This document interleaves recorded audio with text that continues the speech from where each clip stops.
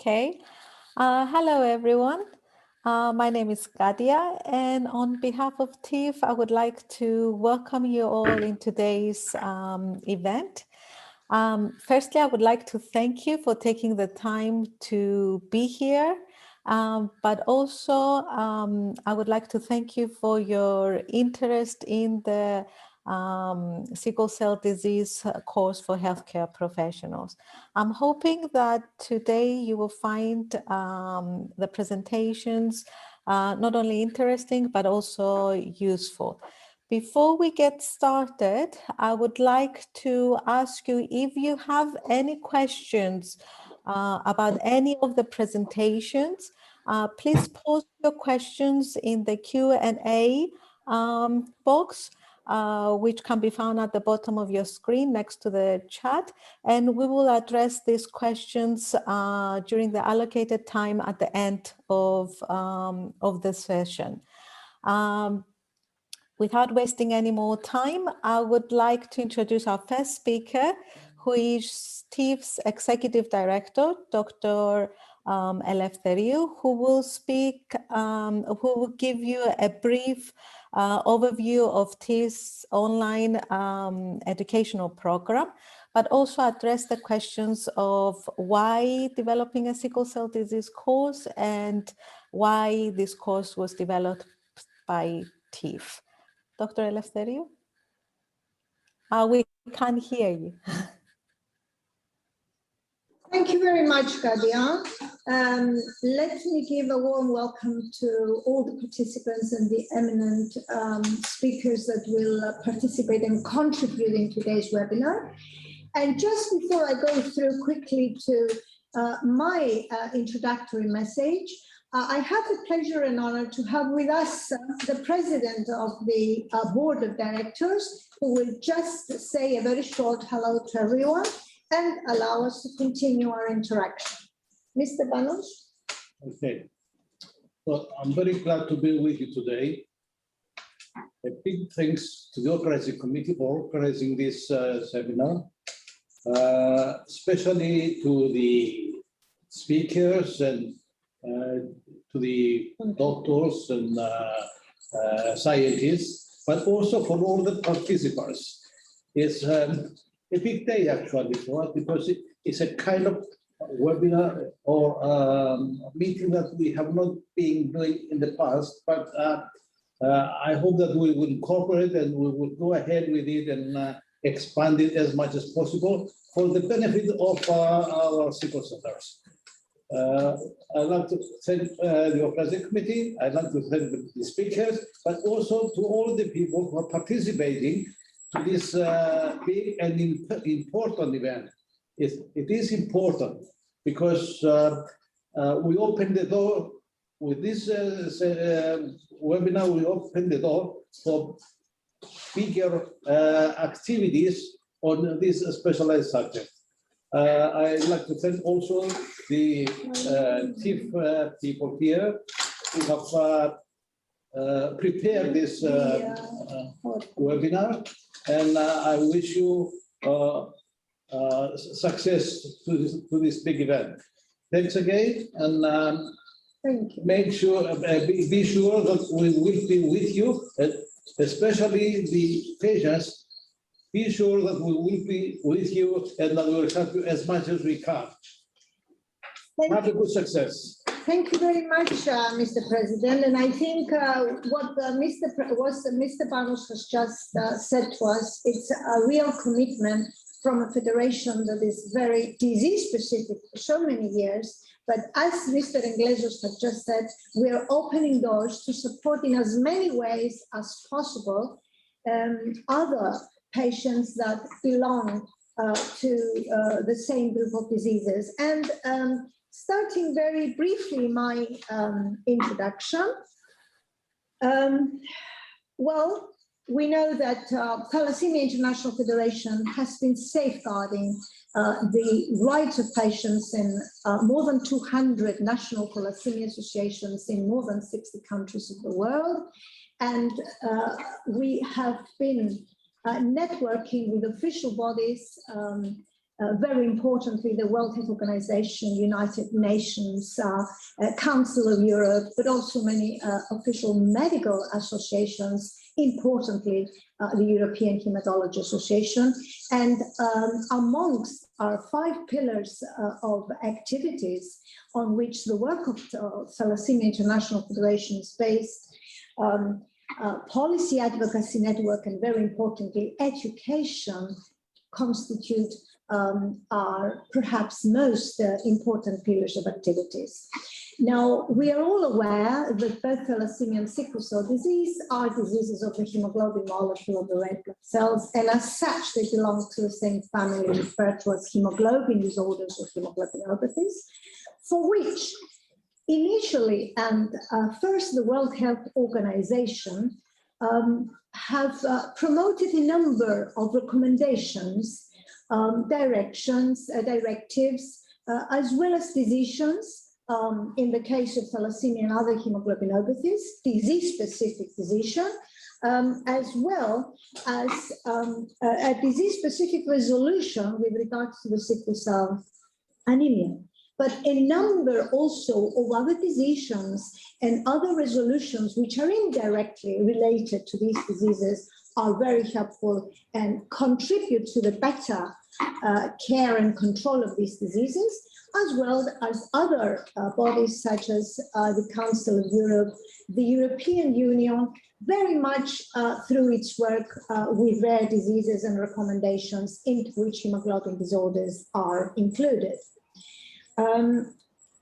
Well, patients with thalassemia and sickle cell disease share the same healthcare infrastructure and services, and the treating physicians are usually treating both thalassemia and sickle cell disease in the same hospitals, department, clinics, reference centers.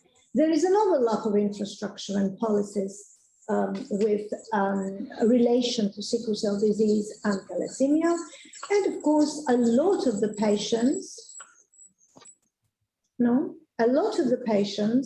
with thalassemia belong to national associations which also promote the rights and interests of patients with sickle cell disease. Therefore, acknowledging all these facts, Thalassemia International Federation has started since 2009 to introduce into its educational program mainly the subject of sickle cell disease, mainly in the context of TIF conferences and workshops. And in addition, there has been an attempt to translate a lot of TIF's material into a number of languages so that we could cover some of the needs of patients with sickle cell disease. We never advocated that we would cover the needs of sickle cell disease because we have constitutional limitations as a federation for thalassemia. But we felt that with the infrastructure we have developed for so many years, particularly in our educational program, we could not accept seeing patients with sickle cell disease having their rights violated. And when we visited countries, we felt that those patients needed our support for advocacy. So why now? Well, it's not now.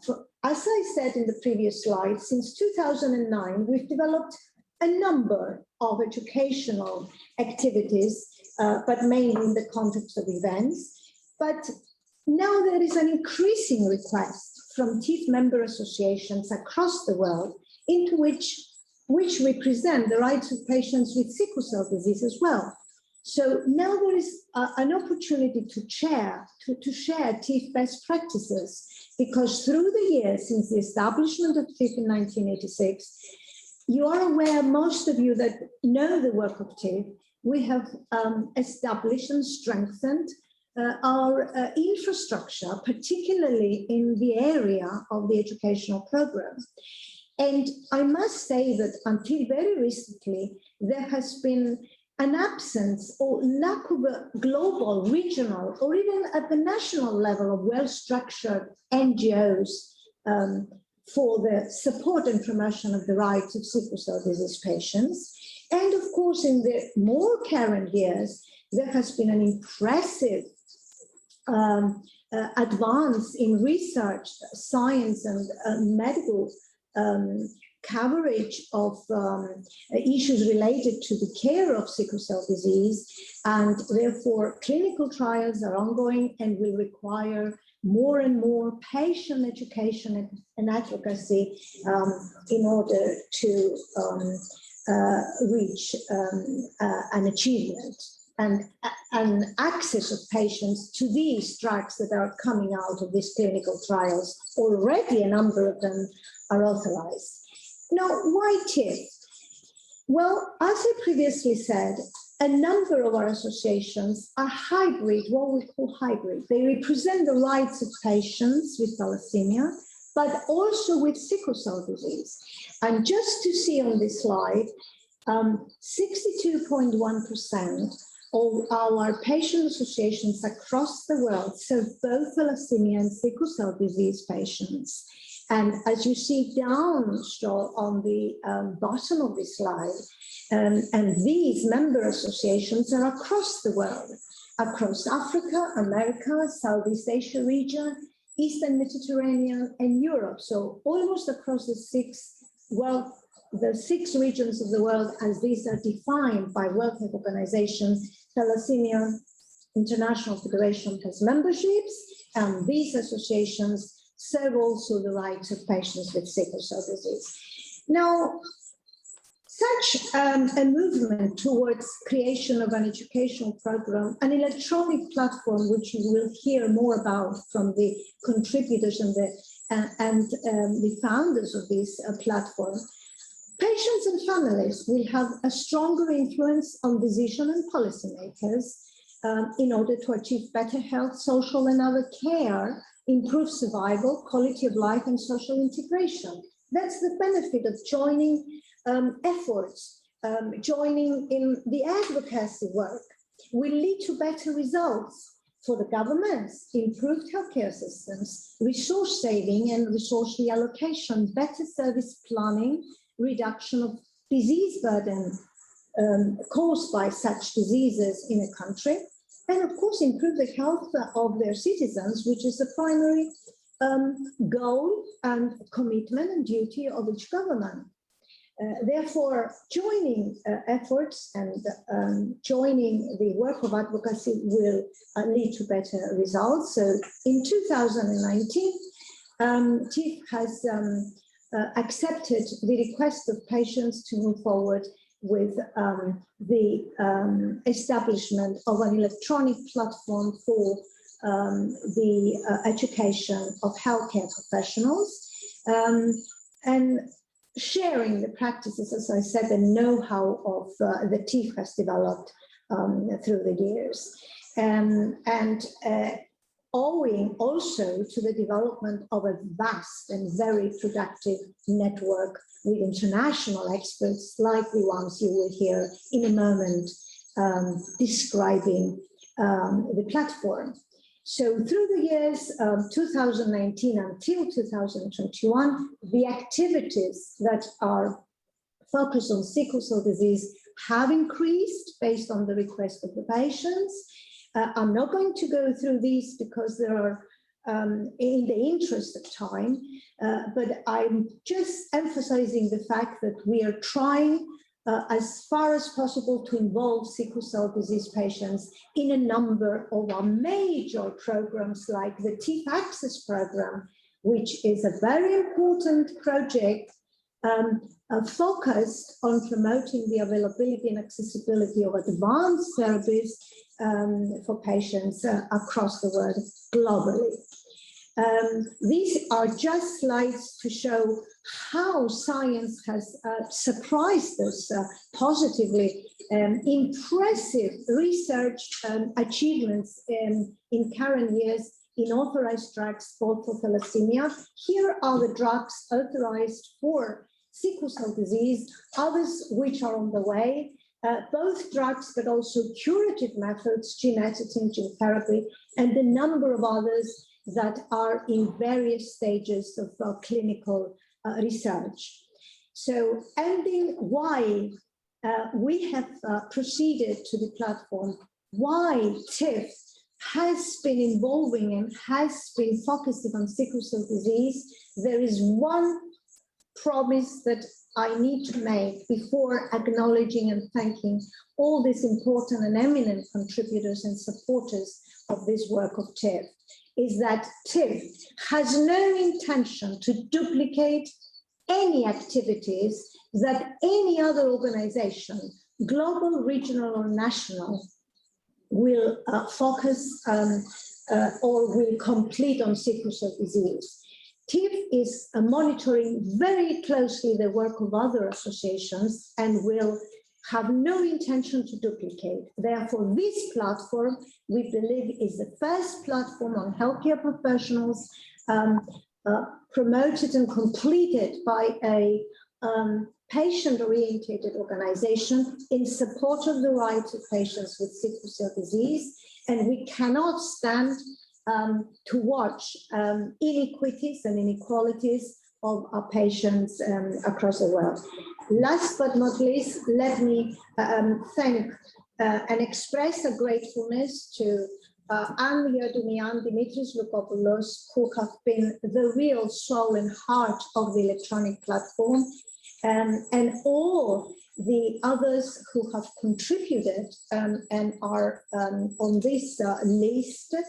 The European Hematology Association, who has been very helpful and supportive in going through the platform and giving it an adoption, as well as the Global Alliance and national associations who are with us from the beginning.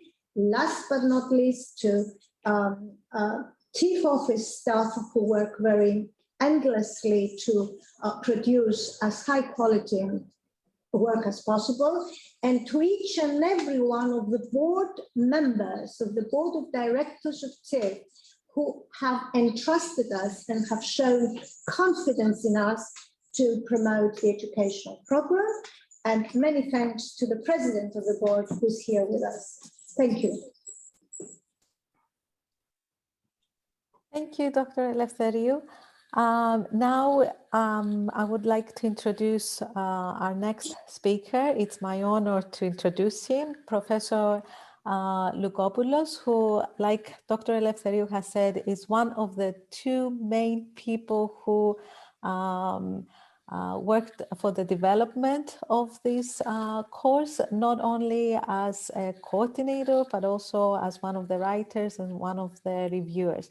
For those of you who don't already know Professor Lukopoulos, just a bit of background. He is an emeritus professor of medicine at the University of Athens in Greece. He became the head of the first department of medicine at the University of Athens in 1993. And since 2002 to date, he is chief of the Hematology Research Laboratory, Biomedical Research Foundation, the Academy of Athens. In 1987, he was appointed as an officer in the National Order of Merit by the French government. Professor Lukopoulos, today he's going to tell you about the learning objectives of this course and the added value to the healthcare professionals. Professor Lukopoulos. Thank you, Katia. It was for the introduction. I must say that I'm very happy to be with you together again. It's a nice opportunity to make friends and to have the opportunity to discuss matters of common interest. The common interest today is sickle cell disease. For many people, this is a dreadful condition. It is chronic, painful, full of various complications, and can make people, both patients and healthcare staff, feel hopeless. It needs continuous medical attention and results in an enormous use of resources, both human and financial. And moreover, it is by far the commonest genetic disease in our world. The overall number of patients is estimated at several millions, while the birth of affected children exceeds 300,000 yearly. The distribution of sickle cell disease, next slide please, across the planet is extremely heterogeneous. It is markedly frequent in the sub-Saharan countries in Africa and expands in a belt-like fashion from the Arabic countries to India and Pakistan. It is also frequent in the Americas, where the slaves taken from Africa developed into large communities, harboring large numbers of people with sickle cell disease. And it exists in major foci in Algeria, Libya, Sicily, Greece, all of them created through trans-Saharan movement of people. In our era, a new wave of migration from the Indian subcontinent and Black Africa created large communities of people affected by the condition across many European countries, such as France, United Kingdom, Belgium, and others. Optical management of these patients is offered in a way which is completely opposite to their distribution. Countries with high level of resources were able to establish and observe the appropriate guidelines, provide safely and easily the necessary transfusions, and take efficient care of affected pregnant women and newborns. Moreover, they were able to organize highly specialized centers which can provide ample and efficient guidance to all small units caring for sickle cell disease in their periphery and exploit all available modern means for combating the disease. In addition, efficient prevention programs, sometimes in association with prenatal diagnosis, have significantly contributed in avoiding birth of affected babies. Unfortunately, none of these conditions could be met in countries with low resources, despite the tremendous effort of the local health authorities and medical and paramedical staff. As a result, the number of sickle cell patients increases, while complications and quality of life become worse. The available resources are too poor to provide an acceptable treatment, and the lack of organization prevents an even provision of services. However, in the mind of several local health servants and colleagues from countries where the problem has already been satisfactorily confronted, promoted the idea that the situation is not hopeless even in places with low resources and a heavy burden of sickle cell disease, because there are still some measures which appear both feasible and promising, and this should be fully exploited. Moreover, it became clear that the first step towards this goal is to educate a new generation of competent and dedicated pediatricians, physicians, and other healthcare staff who might organize the appropriate national sickle cell networks, provide adequate care in accordance with the necessary stratification of patients according to the severity of their condition, and maximally exploit the available therapeutic possibilities in order to offer basic relief, alleviation of pain, satisfactory control of complications, and reduction of additional births of sickle cell newborns. Therefore, appropriate education is undoubtedly indicated. And here comes the role of TIF. The Thalassemia International Federation has constantly given priority in this domain among its several other activities. TIF educational programs did not focus on high-level scientific advances, nor in the analysis of complicated clinical studies. The standard goal has always been to provide knowledge which would enable all kinds of health professionals to treat efficiently their patients and collaborate efficiently within the available networks. the number of seminars and workshops carried out in several countries in the old continents, as well as the list of reviews and guidelines published in books, journals, and other publications, fully confirms this activity. The recent application of novel e-learning information technologies is another proof of TIF's continuing effort to upgrade and spread out the appropriate education. Within this context, the production of a platform with relevant information presented in an appealing, easy-to-read way was given priority. The opportunity to have this facility as Genestial company in Nicosia has already allowed the production of an electronic platform of thalassemia, which appeared to meet this expectation.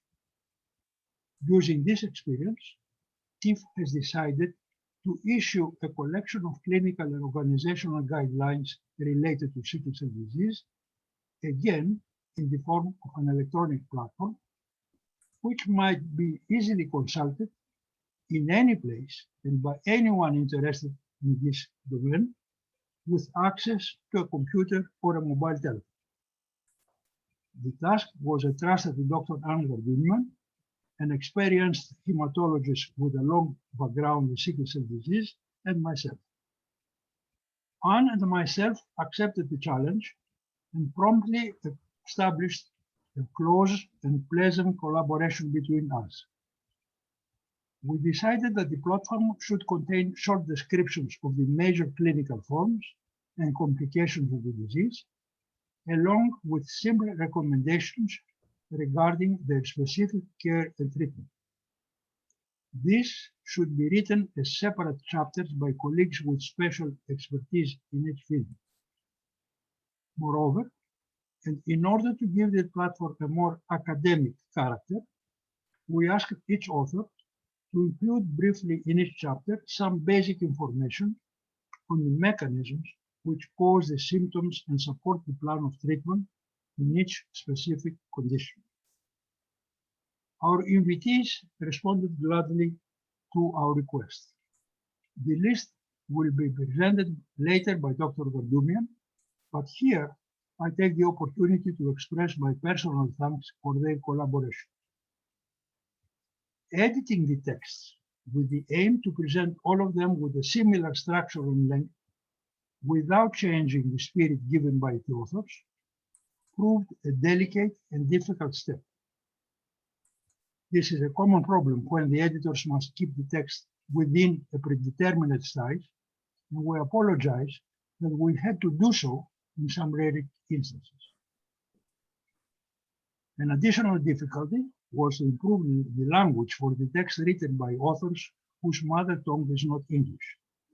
However, even so, we would have preferred to have a more international team of authors, which we did not achieve. Our editorial work was greatly facilitated by Katia Pellidis and the staff from the TIF office, and became a pleasant collaboration when working together with Martha Vasiliadou of the Genestial company. Wise guidance from our colleagues, Dr. Androula Eleftheriou and Michael Andikastinotis, cannot be overemphasized. To all of them, Angar Doumian and myself express our sincere thanks. What comes next? We sincerely believe that the platform will prove easy to read and will help health providers working far from major specialized centers to offer good and adequate care of their patients. Moreover, it may prompt them to establish the appropriate networks and share experience and problems. In addition, the organizational guidelines may formally support the requests for improvements constantly put forward by health professionals and patients to the appropriate authorities.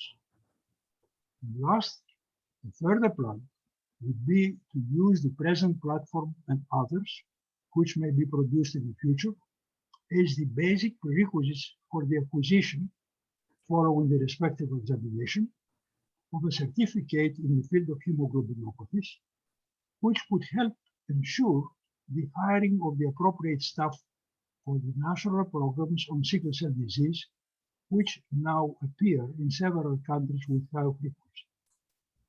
To this effect, the recently obtained endorsement of the TIF's e-learning program by the European Hematology Association may prove an important advantage. Hope in the next meeting we shall see the results. Thank you very much for listening. Katya?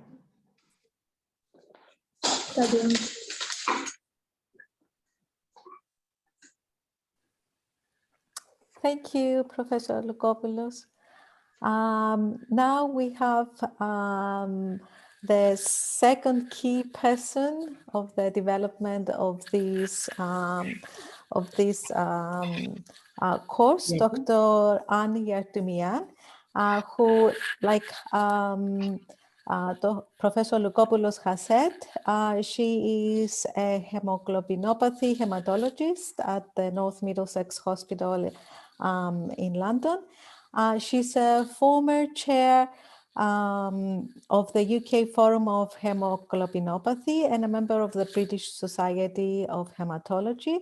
And in 2004, she was awarded the National Health and Social Care Award as an Outstanding Achiever, Hospital Doctor category for London. Dr. Yartumian will present we'll show you the navigation, the description, and the features of the course now. Dr. Yartumian? Yo.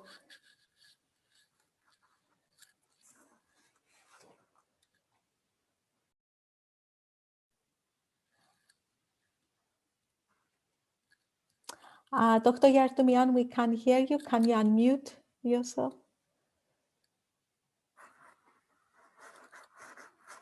Okay. Can you hear me now? Yes, yes, perfect. I apologize. Thank you, Katya, for your kind introduction, delving back into a bit of history there. I should say that I'm actually now retired from my post as hematologist at North Middlesex, though I was there for 30 years, actually, until quite recently. So it's a pleasure to present this platform, which has already been well introduced by my colleague and friend Dimitris, and by the TIF office. I won't go through a total list of thanks to everybody because Dimitris has already done that, but I do want to go to the specific acknowledgements to our many invited authors who did so much work with us on this project. So as well as the TIF office, the marvelous Martha Basiliadou at Genestial, we invited many of our long-term colleagues to contribute specific chapters in this project, and the people are listed here. It was a good mix in terms of countries of origin. There were 2 authors from Lebanon, 6 from Greece, 1 from Cyprus, 2 from France, and 10 from the UK. And we're very grateful to all of them. And Professor Lukopoulos has already explained that in order to make the platform coherent, we had to do some editing of their text, but they've been kind enough not to complain about that. I'd also like to say that many of the chapters were independently reviewed. So Professor and I had a good deal, obviously, to do with most of the chapters, but realized that working very close up to something for a long time, you can miss things or focus in a less useful way. So we kindly had help from these people who reviewed and gave very helpful comments on our chapters, and I think really improved them significantly. So thanks to all of those people as well. So just to go back to the course front page again, you will see the acknowledgements. There is, each of the chapters has a small number of references. We were careful not to overload the reader with individual references, but we've used some overall guidelines and we reference them here. That's the NIH guidance from the United States, the 2 sets of most recent guidance from the UK for adults and children's care, and also a book written by my colleagues and fellow authors, Joe Howard and Paul Telfer, which I find a very useful short guide. So hopefully people will avail themselves of those materials as well. So to go back to the course, as you see, there are 4 sections, and I'll just briefly click on them to show you the headings, but not go into the detail of each. There's an introduction, which, as you might expect, covers genetics, epidemiology, and some pathophysiology, screening and prevention programs, and laboratory tests. We expect that most of the people using this platform will have obviously healthcare professional training, but of course there are some specific tests used around sickle cell which are not necessarily familiar to everybody, and so those are covered in that section. And then organ system by organ system, we went through nearly every part of the body, of course, which can be affected in people with sickle cell, from pain, infection, the overall risks, to specific organ systems, respiratory, cardiovascular, neurological, etc. And you will, I hope, have a good chance to go through all of these yourself to the extent you want, but I'm just going to highlight a couple of the chapters in order to illustrate some of the features. So here, of course, a very important complication within respiratory, the acute chest syndrome. Genestial did such an excellent work with Katia at the office of converting our staid Word documents into this, I think, very helpfully presented. It's not directly interactive, but it's displayed in such a way that it makes much more interesting reading. And I'm going to show you another of the features. So obviously there's, as you'd expect, some radiographs, etc.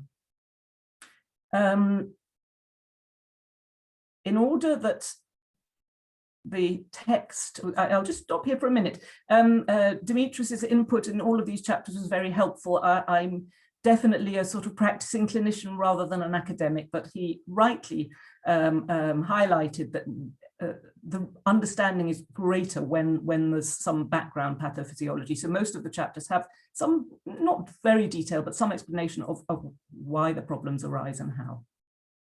And this was the feature I wanted to show you. I'm going to try and move my screen a little because I can't. Yes, there we are.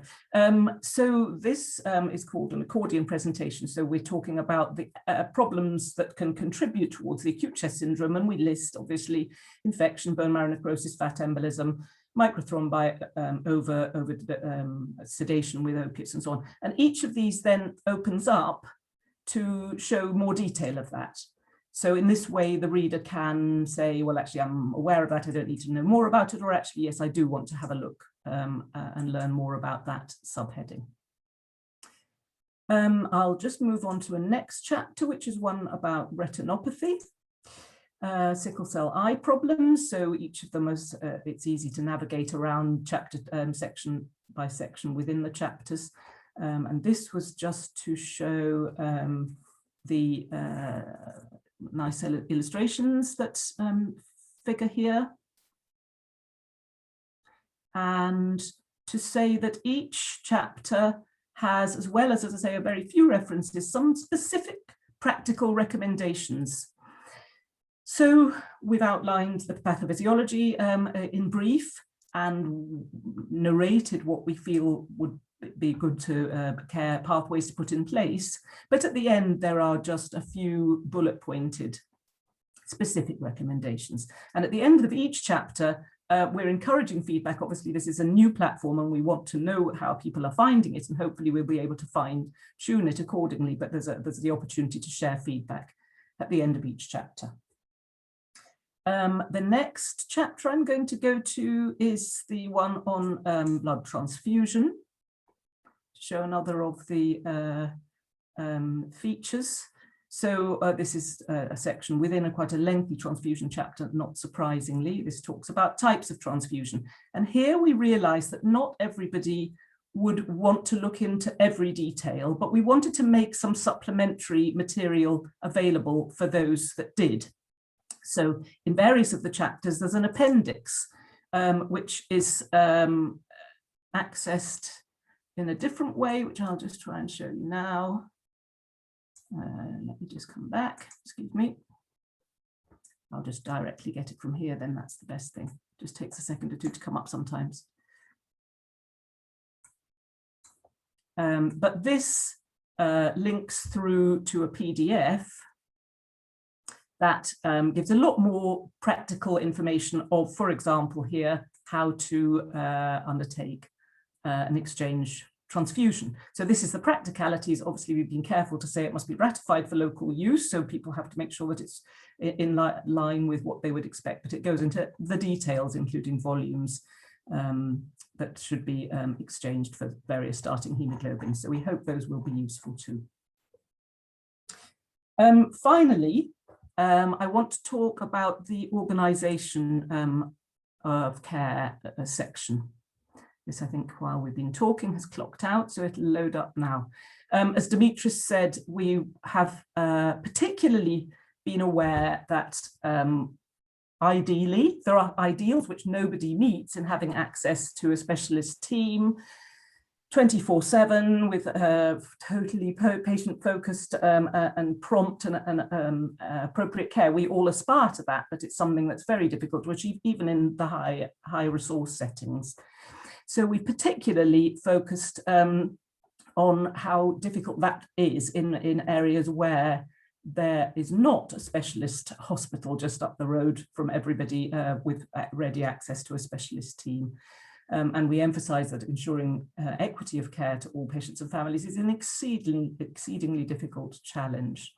But we have emphasized throughout the key requirement, which is for people to make networks, so that nowadays, here we all are talking from wherever we are sitting, we can access each other to ask advice and to discuss cases at any time, and forming those relationships so that people can ask for guidance at any time when a patient comes in with an unfamiliar or a worrying presentation, even if they can't be transferred to the care of a specialist team, is something that we've stressed. And as we say, while direct care by specialist staff is ideal, where it is available, care given carefully directed and coached step by step by the experts in interaction with the local healthcare staff can also have excellent outcomes. So we hope very much that this work will help towards people's achievement of improved outcomes, and we will welcome feedback from anybody who's had a chance to look at it and as time goes by. So thank you very much. I think that's all I was hoping to say. Thank you, Dr. Yartemian. Now, Dr. Michael Angastignodis will introduce our next speaker.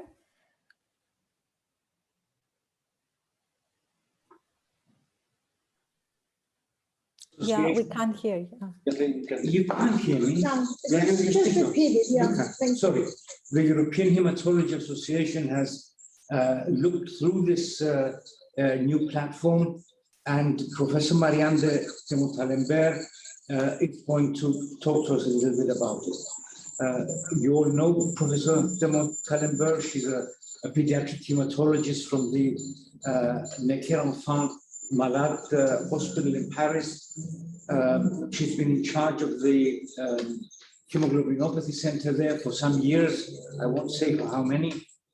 And she has excelled as a clinician, as a researcher, and as an educator, in fact. So I very much value her opinion on this platform. Of course, all of this has given her international recognition, and she's now a member of the board of the European Hematology Association. So, Professor Marianne, it's your turn.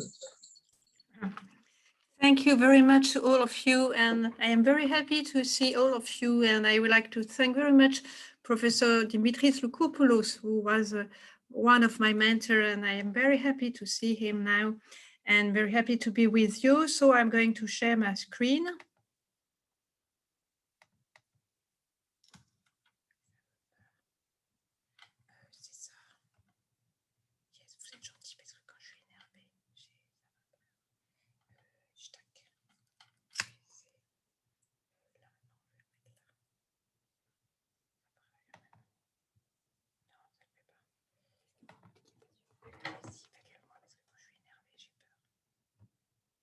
Voilà. Can you see this, the slides? Yes, we can. Yes, you can. Thank you. So we are going. So first, thank you very much for offering me the opportunity to talk about what does the European Hematology Association does with you and with the community of people with hemoglobinopathies. Hematologists in Europe are highly concerned with sickle cell disease for many reasons. Of course, because sickle cell disease first is endemic in some European countries such as Greece or Turkey. Because in fact, several Caribbean islands are part of European countries, such as the French West Indies. And because due to history of colonization, many African and North African people are English speaking or French speaking, which of course had a strong impact on the migration over the past 50 years. And because, as we know, there is a continuous afflux of refugees from population with high prevalences of hemoglobinopathies. I think this table, which was made by Stefan Lobitz, is one of the best estimation of the number of people with sickle cell disease in Europe. It is based either on expert opinion or on registers, and roughly it indicates that more than 40,000 patients with sickle cell disease are living in Europe. Interestingly, nowadays, I think that the most important number of children are born in France. Past year, we had 600 children affected with sickle cell disease born in France. And 3 years ago, it was 250 newborns affected with sickle cell disease in the UK. So Europe is really highly concerned with sickle cell disease. Thanks to progresses such as penicillin, neonatal screening, hydroxyurea, now patients in high resource countries are living until adulthood, and 98% of children reach adulthood. These are the data, a recent one in France or in the UK. But as said Michael de Boon in the Nature journal, yes, we can say that adults with the disease can now live until their 5th decade. That's better than before, but I think that most of us share, because we are older than 50 years of age, that it's not enough. And in which condition are they living? They are living with morbidities very often. When we gather the state of play in the European countries, as Anne said, many countries have now neonatal screening, such as UK, France, the Netherlands. Sickle cell disease is screened at birth. And we can consider that most countries have free and equal access to care. But as it was very excellently said before, there is truly insufficient training of general physicians and first-line centers, and sufficient training in school, university, and professional stakeholders, and variable levels of knowledge and of expertise in the different European countries. And that's why this beautiful work performed by the TIF is so important. We have to enhance the level of knowledge of a first-line center, of people who are not expert centers, who know already the disease, but we have to explain it to all people. What does the European Hematology Association is doing currently for sickle cell disease? We have produced guidance documents, such as European guidance for selecting thalassaemic patients for gene therapy. We have written recommendation for pregnancy in inherited anemias. We are delivering grants for researchers on different topics such as hemoglobinopathies. We have performed research roadmaps. We organize webinars, and we have organized one on COVID-19 infection, of course. We publish guidelines. We also provide a sickle cell disease program and thalassemia program, and we are really very happy and very proud of having had the opportunity to have this collaboration with the TIF and to endorse this TIF sickle cell disease educational course for healthcare professionals. We organize meetings and we co-organize meetings. We have collaborated with the British School of Hematology and the ASCAT meeting past year in October. Of course, it was online meeting. And we are organizing with the British Society and the ASCAT the next one in October. And we are very happy to have the opportunity to enhance patients' advocacy with especially a collaboration with the European Reference Network, which is EuroBLNet. I think that most of you know what is EuroBLNet. To have relationships with patients' organization and multi-stakeholders alliances, such as, of course, the excellent Thalassemia International Federation, but also European Organization for Rare Disease and the Global Alliance of Sickle Cell Disease Organization.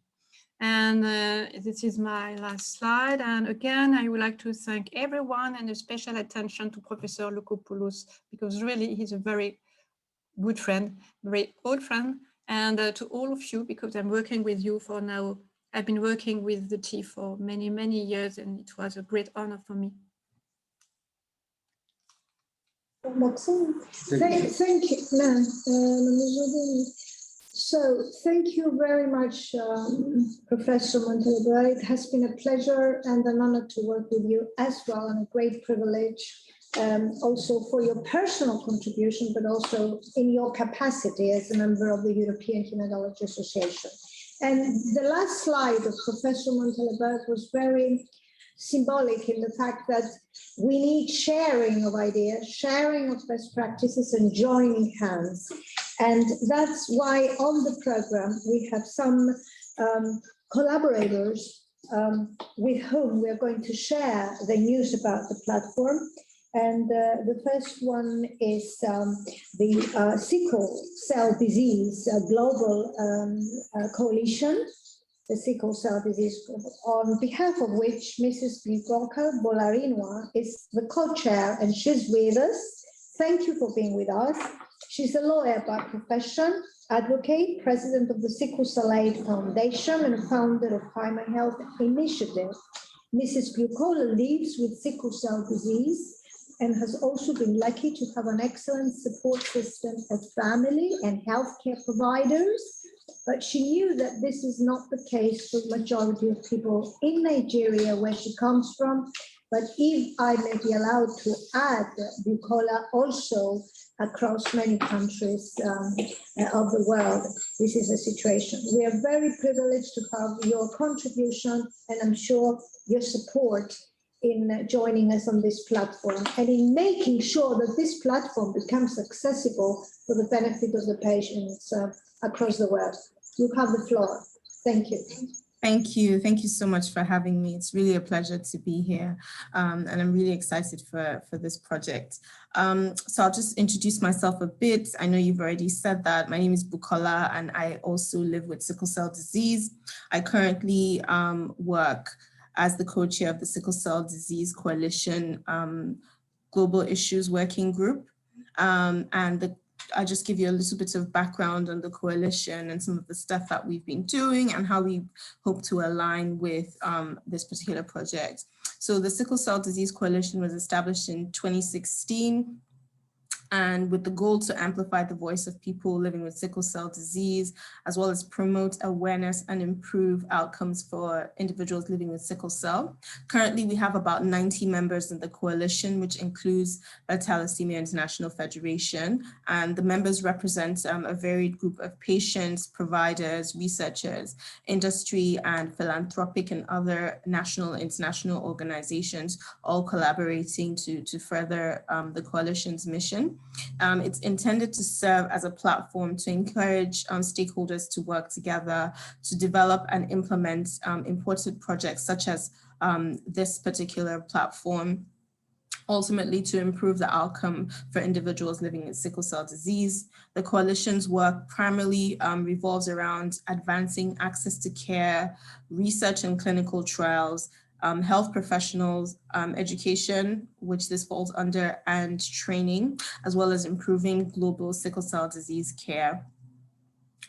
So the working group which I co-chair, our focus has really been on raising awareness on sickle cell disease, as well as enhancing health professional training in sickle cell care in a variety of ways. So in 2019, for example, we released a library of global sickle cell disease resources that offer country-specific guidance for individuals living with sickle cell, focused specifically in sub-Saharan Africa. At the same time, we launched a social media campaign on World Sickle Cell Day, which is celebrated June 19th, to encourage blood donations for people living with sickle cell. That's also something that I'm very passionate about. And I work in Nigeria with different stakeholders to try and get more people to donate blood and make blood available for people living with sickle cell. More recently, the coalition, what we've been discussing at length is the need for more health professionals to train and specialize in sickle cell disease care. So to assist with this, the working group will be releasing a repository of educational sickle cell disease tools, which include modifiable presentation slides and a series of infographics that stakeholders can also use to educate other sickle cell disease professionals around the world. And these tools will be released this month, and all the information is available by following us on our Twitter page, which is Conquer SCD, for more updates and information. The Coalition and Global Issues Working Group, we continue to discuss the ever-present need for more training and education on sickle cell care that's both accessible and relevant to healthcare providers, especially in low-resource settings. And this is especially true for providers with the most patient engagement. So really focusing on nurses, physician assistants, and community health workers as opposed to doctors, who usually have a little bit more access to that, to kind of up-to-date and current information. While the coalition continues to explore ways to advance sickle cell in low resource settings, we're thrilled about the launch of the Thalassemia International Federation's e-academy course on sickle cell disease for healthcare professionals, and the great opportunity that this virtual training offers to sickle cell disease providers and healthcare professionals around the world. And I'll be on here for the rest of the time. So if you do have any more questions on the coalition and some of the work that we're doing and how it kind of ties into your work, please just reach out to me. Thank you very much. Thank you, Mrs. Pagola. Now I'm happy to introduce our next speaker, who is the CEO and President of the Global Alliance of Sickle Cell Disease Organization. Sorry, Gabriel, can I interrupt? The Global Alliance representative is on his way towards the airport, and I think we will have her at the end. Okay. So would I kindly ask you to introduce the Pan-Hellenic Association, who is with us, our friend Efthymia Yorganzonou, please. Yeah. Okay, Mrs. Efthymia Yorganzonou, like Dr. Eleftheriou said, is from the Greek Association of Individuals with Sickle Cell Disease. A bit of background, she holds a master's degree in communication and media studies from the National and Kapodistrian University of Athens. She works as an administrative official in the evaluation department of the Directorate of Strategic Planning and Policy Analysis at the Greek Ministry of Labor. Mrs. Yorganzonou? Yes. So thank you very much for your invitation. This is a great panel. All the doctors and the presenters till now had made very interesting points.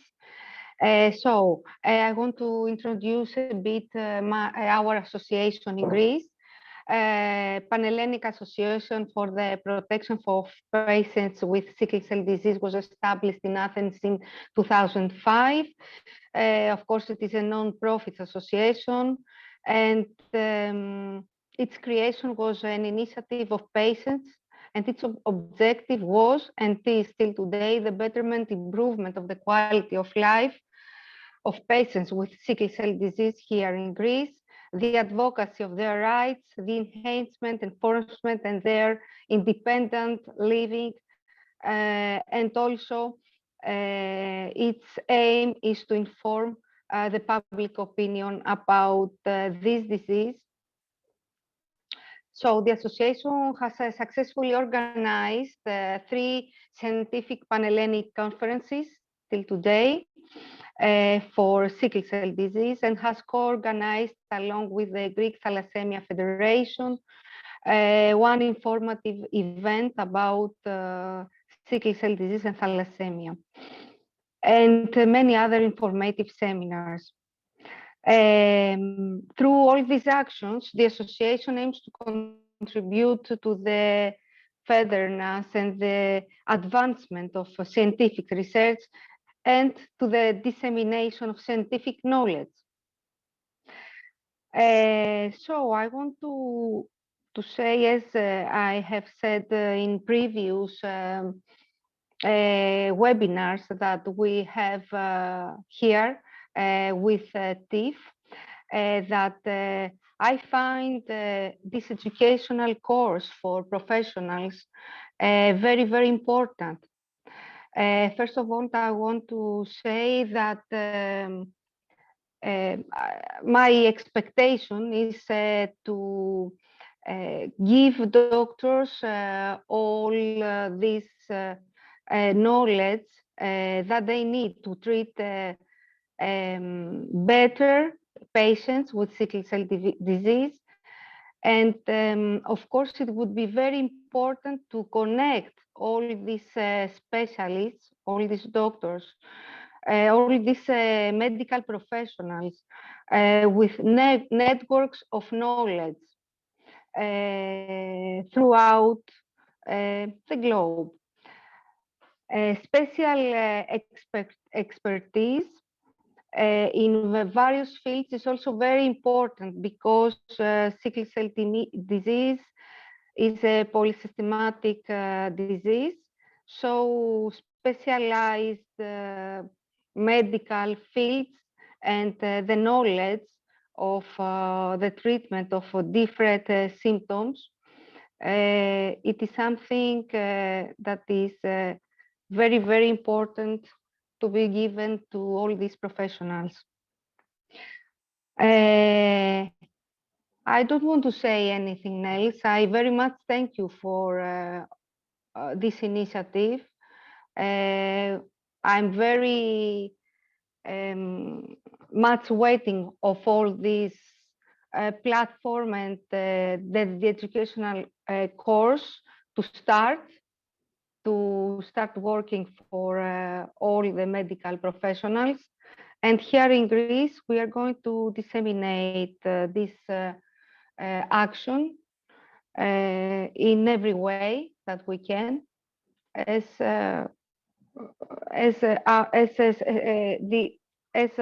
we are the representatives of this Pan-Hellenic Association in Greece. Thank you very much. Very much, Effie.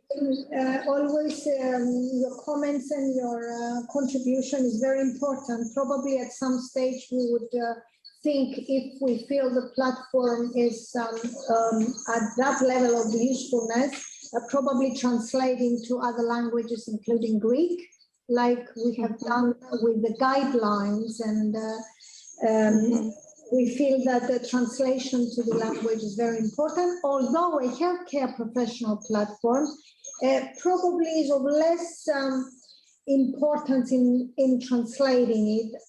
Hopefully most of the treating physicians know English to a certain level. So for patients later on, it will be much more useful, but these are issues we will discuss later on. And last of our positions on this is the Pan-Cyprian Association of Sickle Cell Disease, which has been very currently established in Cyprus, as you have seen, and as the slide Professor Montalembert demonstrated. The number of patients with sickle cell disease is probably amongst the smallest in Europe. But nevertheless, the needs are the same. Therefore, recently, the sickle cell disease in Cyprus has been established. Mr. Kyriakos Hachikaralambrous is with us on behalf of this Pan-Cyprian Association. He holds the position of sales manager and quality manager in a group of companies, importantly. His mission is to deliver after-sales service in the country, so he's a sort of kind of in the business section. He represents today the board of the Pan-Cyprian Association. Hello everyone. Hello. On behalf of the Pan-Cyprian Association of Sickle Cell Disease, I would like to thank you for inviting us to participate in this event and comment from our point of view on the added value of the e-course dedicated to the healthcare professionals. It is with great pleasure that we have accepted your invitation. Many thanks to TIF and to all professionals involved in this project. These initiatives give us joy and hope that the future of our beloved ones suffering from sickle cell disease will be better. Increasingly, organizations take decisions on the application of e-courses as an effective way of learning. We strongly believe that this course is an important aid to attaining the learning goals of the healthcare professionals. Fighting many years with the disease, we have set our goals, which is not other than the quality of life of patients. The complexity of the disease makes knowledge and specialization the most important aspect when treating patients with sickle cell disease. As all of us know, that a crisis may be triggered unexpectedly at any time of the day. Some episodes are posing danger for the life of the patients, and regrettably, healthcare professionals with not enough experience on the subject are asked to handle the cases. Knowledge and awareness is very important, especially knowing that a sickle cell crisis may cause the patient's health to deteriorate very quickly. Therefore, any initiative towards the direction of knowledge is greatly appreciated. As mentioned, healthcare professionals at many departments in a hospital may be asked to treat sickle cell patients. It is therefore of the utmost important to make this e-course available to all of them. We understand and we greatly appreciate it that some professionals are dedicating their life to help other people. Professionals that we are proud to have among us, made available all the knowledge and experience they have on the subject in a well-documented form through this training platform. I regret to say that no benefit from all this effort if no implementation of knowledge at the actual place where patients are treated. Moreover, we will suggest a separate special training for healthcare providers at the emergency departments, perhaps provide a training to make them more sensitive and reactive when handling patients with sickle cell crisis. Usually, a sickle cell crisis is underestimated in the emergency departments. Keeping patients with sickle cell crisis in the emergency department for many hours without controlling the pain is not only inhuman, but dangerous for the patient life as well. Coming back to the added values of the e-course dedicated to healthcare professionals.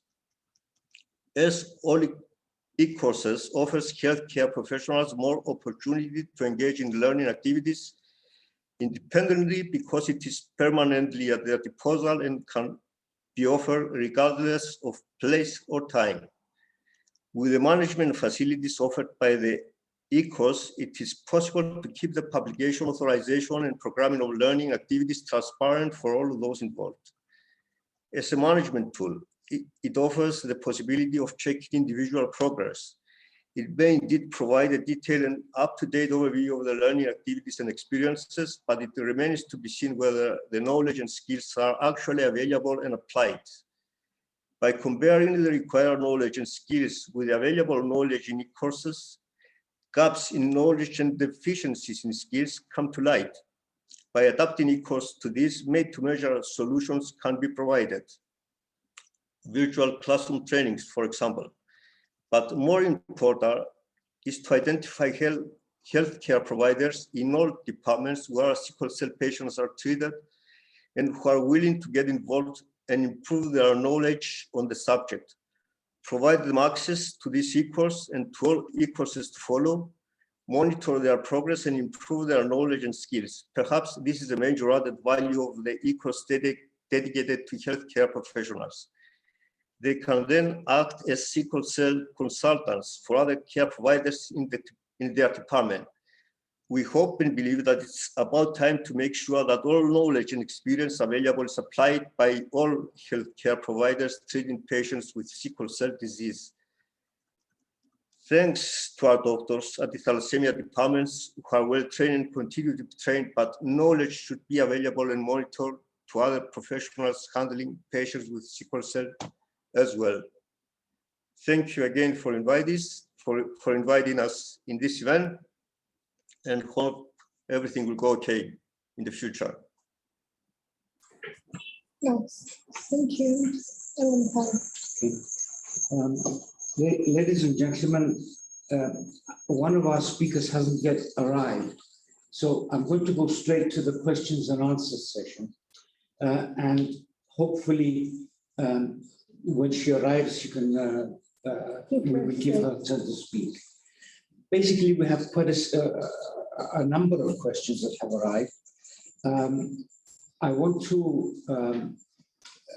ask the organizers to stop me if the time is running out, and then some answers can then be answered in writing. In the meantime, I'm going to filter a little bit the questions because some of the questions are actually clinical. So I want to initially concentrate on the questions that seem to be relevant a little bit more to the platform and policy. So the first question refers to the lady sitting next to me, which is Dr. Andoulla. And basically the question is that since you mentioned in your interesting presentation statutory limitations to representing SCD within TIF, has it been considered to change them to become a Hemoglobinopathies International Federation, or probably easier, a Thalassemia and Sickle Cell Federation? So briefly answer. Well, yes, Michael said briefly, because this is a subject that we've been focusing for many years. However, there is at the moment, as I said in my presentation, constitutional limitation, because in the Constitution it specifically says thalassemia. But if in very short time we are doing some changes with the consent of the board and after the consent of the board of directors in the Constitution, that will allow us by consensus to put thalassemia and other hemoglobin disorders, we would like to expand so that people can share infrastructures, best practices, and we can do as much benefit for patients as possible. It's on the minds of the board and it's on our minds for consideration. Yes. The answer. One question on a subject that perhaps the European Hematology Association may also respond is, what about nursing care and training of nurses in this kind of anemia? Any comments? Professor Marianne? It's a very good issue, learning nurses. And there are, for instance, in my country, in France, we have organized trainings for nurses. And we have received regularly nurses from African countries just to make exchanges of knowledge and of practices I think that they are important healthcare professionals. And for instance, in Africa, I think that they may be true actors of the care in many, many settings. So sure, it's a very good idea to involve the nurses in the management of sickle cell disease. If I can comment, and I think Anna Yardumian can comment, because in the UK there are hemoglobinopathy expert nurses. Anna, I think you can comment as well. Thank you. Yes, we're very fortunate to work with some absolutely excellent specialist nurses who are key to our clinical services, really. And I was going to add that they had input into, a lot of input actually, into all of our standards of care written guidelines, but there is also a specific nursing competency framework published by them. It's through the Nursing and Midwifery Council, and I won't be able to access it probably immediately, but I can certainly let you know the link to that. And that's very useful and very practical, and it's down to the level of assessing nurses at their individual competencies in specific regard to sickle cell disease. So I hope that might be useful for people to share. Thank you very much. The next question is directly about the platform. Is the e-learning website live, and what level of certificate will be achieved? Can this be incorporated to train healthcare workers to across the board to raise more awareness of their condition? So is it live, and what level of certificate? Who's going to answer that? So whether it's live, I think Katia will respond, and what level of certificate will be achieved at the moment and in the near future, I think it's Professor Lukopoulos that we would kindly ask him to answer. Katia, is this? Yes, the course is live, and before we finish off, I will show you how to easily sign up and access the content. Excellent. So the platform is open, and Katia will give us how we can access it. Professor Lukopoulos, what ideas do we have about the certificate? Unmute, please. Oh, unmute, please.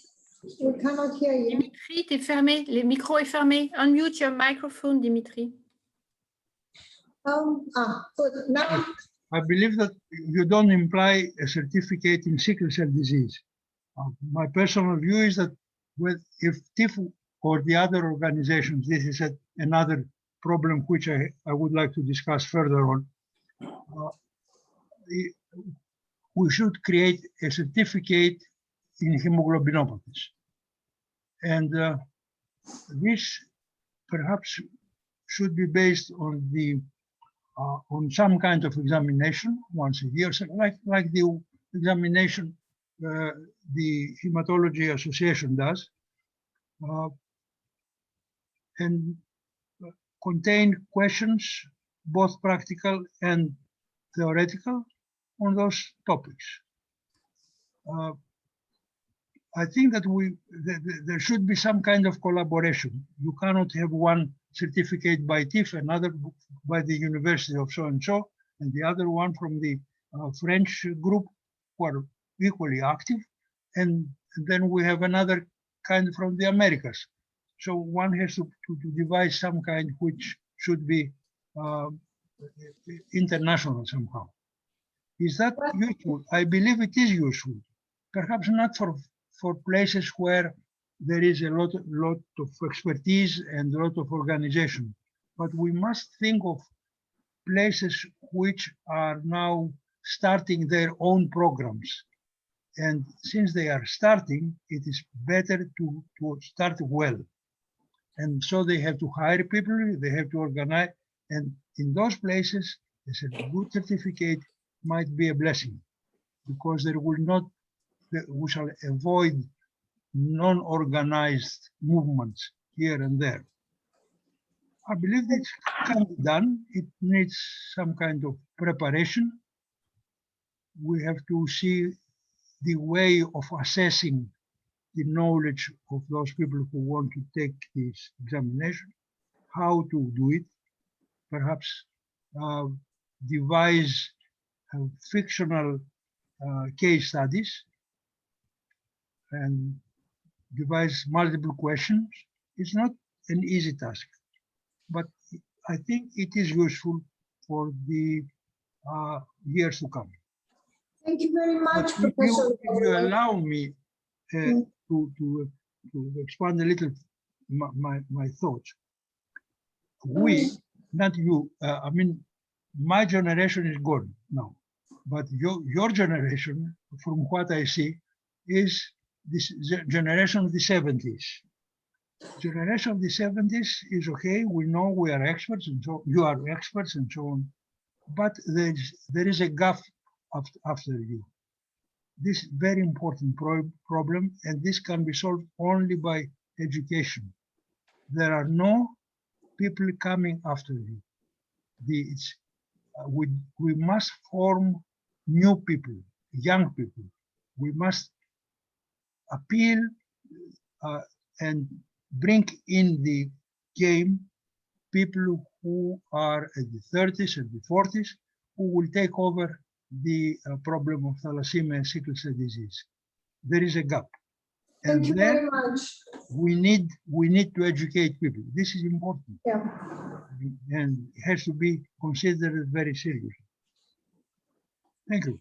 Well, thank you very much. And Professor Lukopoulos, being an academic educator, you know, he gives the big picture and perhaps the medium and long-term picture of a certificate, hoping that there will be a global sort of collaboration of all the different courses and educational programs. And we are going to plan for this, of course, together with our contributors. But for the platform, as an electronic platform for sickle cell disease, I think we are considering with our advisors on how to provide a certain kind of perhaps certificate or proof that, you know, they've gone through the whole course, that assessment has been done, because I'm sure for treating physicians and giving empowerment to treating doctors, they need to have some kind of proof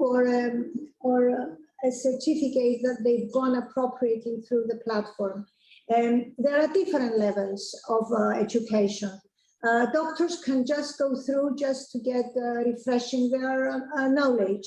Some doctors may be more interested on one of the topics of the sickle cell disease platforms, but other young ones need to go through the whole platform and prove that, you know, with a certain sort of assessment that for this particular platform, this is what they have done. So all these will be and are being discussed for the context of the certificate. Gascon? Calzunis. Can I come up with another question, which I'm not sure has actually been answered. There is a question here to you, Gadia. Please, may we know how we can access this platform? No, she's going to give it at the end. She already said it. Yes. At the end, in the conclusion, she's going to show how to access the platform. There is a question, okay. And another question is, are there criteria for accessing the course? Are there criteria, Katia? No, it's open for anyone who's interested in reading up on the topic. I have to mention that it is free. Anybody can sign, and we have tried to make it as easy as possible for people to access, which I will show you before we finish. Dr. Eleftheriou, we can't hear you. I think at this stage it's very important to empower our participants and inform them that there is another good surprise for them, because Dr. Yorgos Kaltsounis, who is here with us, a medical doctor, TIF collaborator for a number of years now. We're very privileged to have a young doctor with us. who is working with our eminent scientists and doctors on the patients platform. I think Dr. Yardumian is also in close collaboration with Yorgos. Yorgos, can you give us in 2 minutes some kind of good news for our participants, most of whom are patients in this webinar? Hello, thank you Yes. for inviting me. I'm afraid my internet connection is a bit unstable, so I hope you won't lose me in the meanwhile. I can give you just a very, very brief piece of information about this platform for patients. It is, of course, under development at the moment. I'm not sure if you can see my screen. Yes. Yes. Perfect. So, as I said, it is under development, so I can't tell you all that much, but it is more or less based on it's on along the same lines as the platform for thalassemia patients that already exists. This platform is created in the context of the Expert Patients program, and it aims to empower patients with hemoglobinopathies across the world to acquire a better understanding about their diseases, to help them to be able to participate more meaningfully in decision-making concerning their own disease and their own treatment.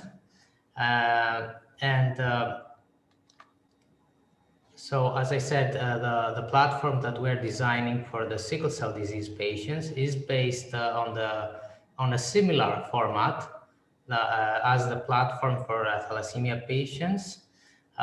We are planning to have 3 modules. One module, the first module will be some general information about the disease, basic elements of pathophysiology, inheritance pattern, epidemiology, of course, all those things written in a language that will be easy for patients to understand, not heavily, not having a lot of medical jargon in it. Module 2 will have information about disease complications. I didn't put a long list of table of contents here, obviously, because we will write about each complication per system, like different complications of sickle cell, like priapism, pulmonary hypertension, acute chest syndrome, etc. Basic information about all these conditions, about the symptoms, about practical information for patients, what to do when these things happen. And module 3 will be devoted to therapy and new advances coming up. So therapy will include transfusion therapy, all modes of transfusion therapy in sickle cell disease, hydroxyurea treatment, and bone marrow transplantation, new advances like new drugs and gene therapy, which is, of course, still in clinical trials. And we're thinking about having an optional bonus module, which will overlap with some of the content that exists for the platform for thalassemia patients, like general info about TIF and patients' rights. And as I said, it's still under development, so we are discussing these elements, what will be in there, and much like in the thalassemia platform, there is the idea of having a final quiz at the end, and patients or parents that will follow this platform could get some kind of certificate that can help them as a supplement, as a tool, in order to become more actively involved as equal partners in their countries, in patients' care, in patients' organizations, in discussion with local authorities. as of course we know that only fully informed patients who know very well about their condition, about its holistic care and their rights, can actively participate. So that was a few info from me. Thank you, Yorgo. It's been amazing work, and thank you. We hope that we can continue Thank you. as soon as possible. Thank you so much. We are looking forward to the completion of this as well. Thank you so much. Okay. I forgot to mention, of course. The questions to me now. I forgot to mention that we are doing this platform, of course, together with Dr. Gardounian.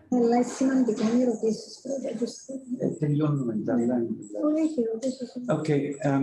Actually, one other question concerning the platform is, will it be possible to organize also the training in French for physicians in African French countries?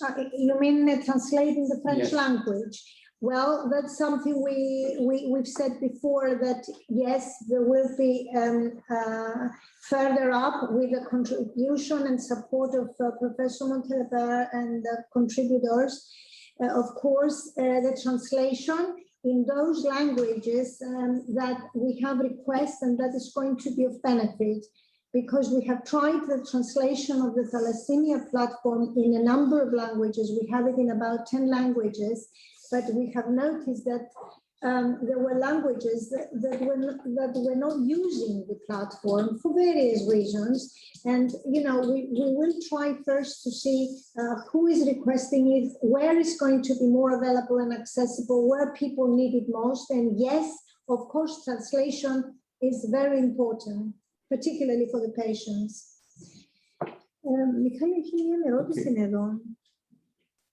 Which one? For the, I had one patient that landed during his family trip to Germany and seen in emergency department with severe anemia, but physician could not be able to deal with his condition and said, I am not expert in this disease as it's very rare. And father showed him our medical report, and then they accept him. Child had very tough time. Could this happen in one of developed countries? And that was at the emergency department, yes? It was in the emergency department of a European hospital, and this is common. If it's a very rare disease, emergency department doctors are usually not hematologists, are usually not expert, and they meet a rare disease. Their job is not just to ask the parent, their job is also to ask the nearest specialist for help. So this is tragic, really, because hemoglobin disorders are not so rare anymore. They have been integrated into the indigenous population of Europe for many decades now, and it's a disease that we know how to prevent and treat. And I think it's one of the jobs of the patient advocacy, as well as our collaborators, treating physicians, to ensure that emergency departments also can click and find out about how to treat a patient with sickle cell disease. Is tragic to having to explain in 2021 sickle cell disease in a robust healthcare infrastructure country. I feel it's a shame. Any other questions? They're mostly clinical other questions. For example, one question is whether sickle cell patients should be on lifelong penicillin. I don't know if anybody wants to answer that. Oh, it's a tricky question, No, it's or it's conflicted. Well, can we ask both of our hematologists? Marianne. Yes, most people think that penicillin prophylaxis can be stopped after infancy or after 10 years of age. There are controversies about the proper age to stop penicillin, but usually adults are not needing penicillin. Could I add briefly, I completely agree. We're particularly keen to get the infants and children to take regular penicillin. That's when it matters most, especially before they've had their complete immunizations. Quite a lot of adults do carry on taking it from choice because they feel it's safer, but the majority probably don't. But a key thing is that throughout life, people should have a supply of antibiotics at home, so that if they become unwell with a low-grade fever or any symptoms of infection, they start on it straight away, even before they go to the hospital to be assessed if the fever becomes higher. So there's a need for lifelong caution about infection, though not all adults are actually on regular antibiotics. That's good. A need for lifelong caution to promptly address any of these symptoms. Absolutely. Do you suggest antioxidant treatment, that vitamin, fish oil in sickle cell disease? Do you suggest antioxidant treatment, Marianne? I have answered no. I have answered that. In fact, I have answered that it could probably be useful, but we performed a Cochrane review, and the efficacy of these treatments have not been demonstrated. There are clues to think they can be useful, and but there is no demonstration. Anna, you seem to agree. I agree. Yes, it's not something in routine practice at all. In fact, some patients choose to take a variety of supplements, and I think there's no reason to worry or think they may be harmful, but we don't actually necessarily recommend, and we certainly don't prescribe. Of course, there is a question about multidisciplinary team. It says, what about multidisciplinary team in a sickle cell disease clinic? Of course, this is mandatory, something that we all advocate for, but it does require organization, structure, recognition of sickle cell disease into the national sort of healthcare infrastructure. Marianne, how do you deal with multidisciplinary in France? I agree with your answer. It is hopefully, of course, it is highly needed. And when we have those multidisciplinary teams, it depends on the size of the center. When you have a big center, we perform multidisciplinary meetings very regularly. But when you are a small center, you can't perform them. Of course, it is a very valuable target, a valuable aim in organizing these sessions, but not always feasible. What do you think, Anne? I agree. I was only going to add that, as you say, in big centres, it's not hard and it's mostly medical and nursing staff. Ideally, physiotherapy, occupational therapy, psychology, a very key part of our multidisciplinary team. In fact, our MDT is chaired by our psychologist. In regard to smaller units, for instance, sorry, for instance, when you decide to perform a bone marrow transplant or some treatment as important as a bone marrow transplant, I think that multidisciplinary teams are very important because you have to consider the psychological aspect. You have to consider all sides of the person. Absolutely. I was only going to add that for smaller units, it's one of the functions of the network actually, is that you can do shared MDTs. So we have a facility whereby our linked hospitals can phone in at the time of the MDT or link Zoom now to have discussions of that sort. We weren't a transplant centre actually, that's your area, I know, but for those very big decisions, it's absolutely essential. But even for regular management decisions, it can be very, very useful to have everybody's input. And hence the need for networking, and hence something that the European Union has done in promoting reference centers and networking reference centers, which is something that TIF promotes or tries to advocate, because this is not something that no other region of the world can do.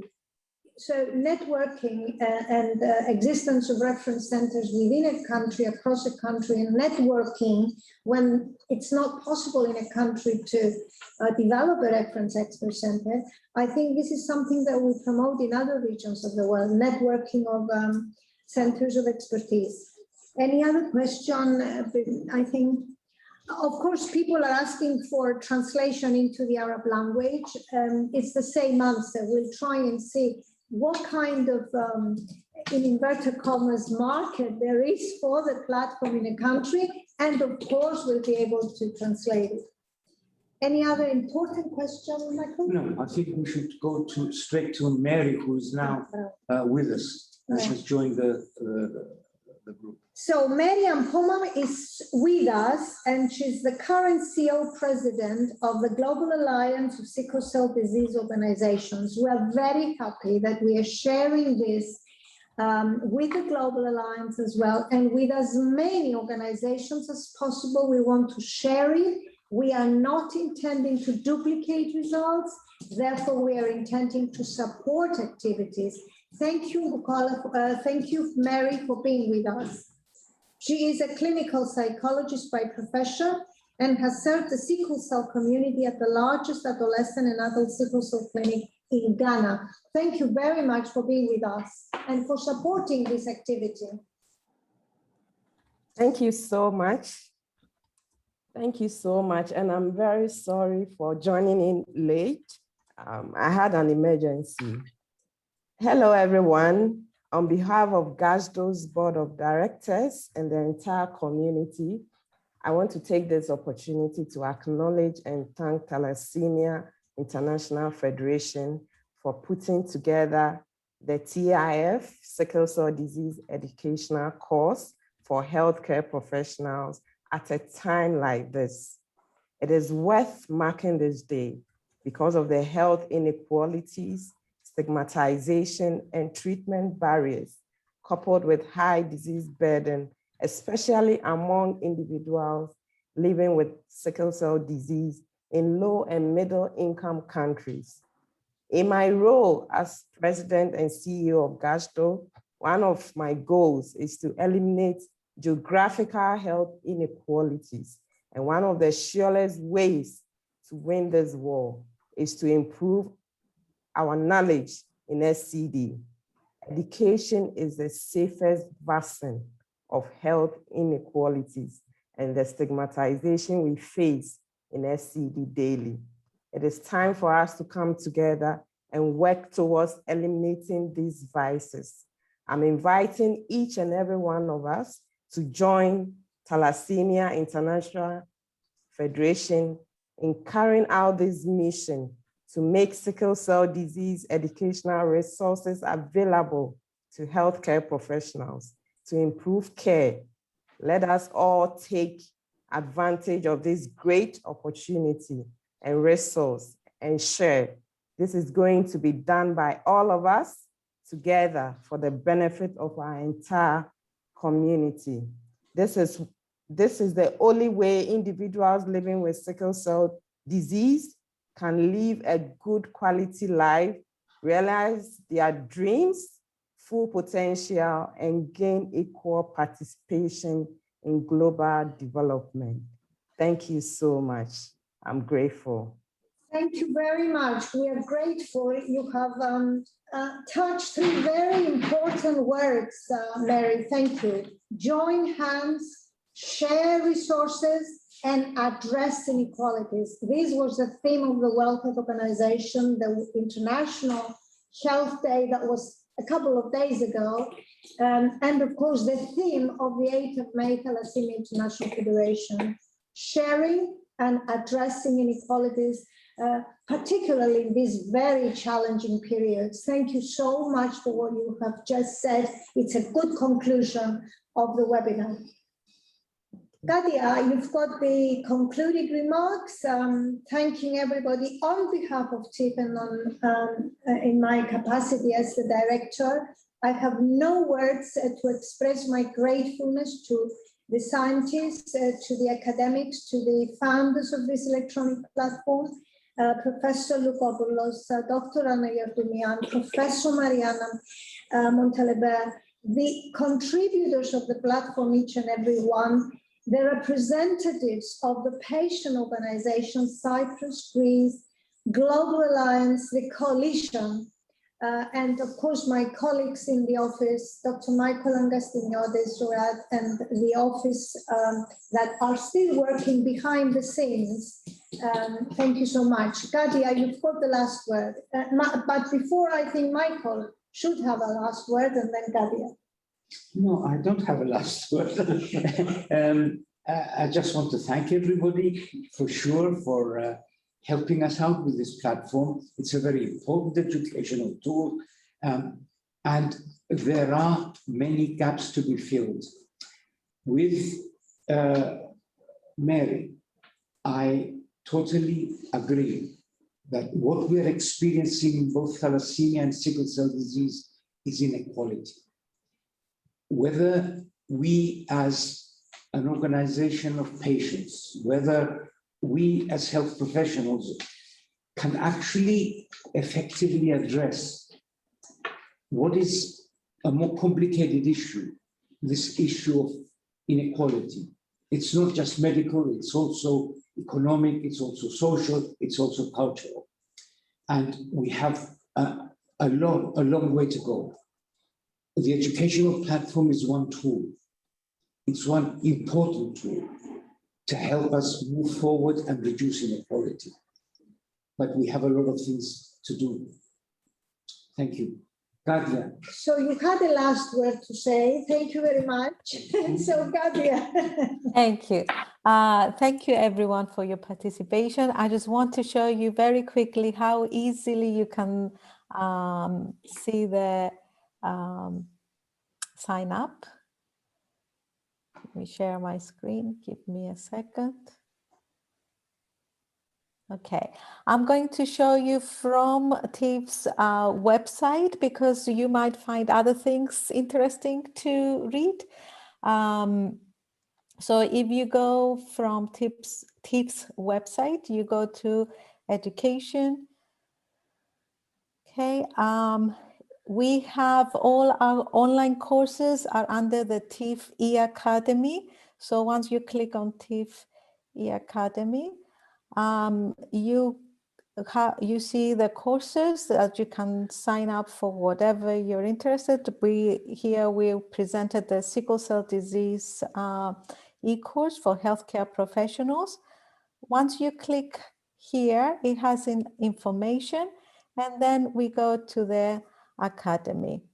Okay, for the academy, since you'll be signing up for the first time, the top part is for people who come back, they're old users. As new visitors, you sign up here.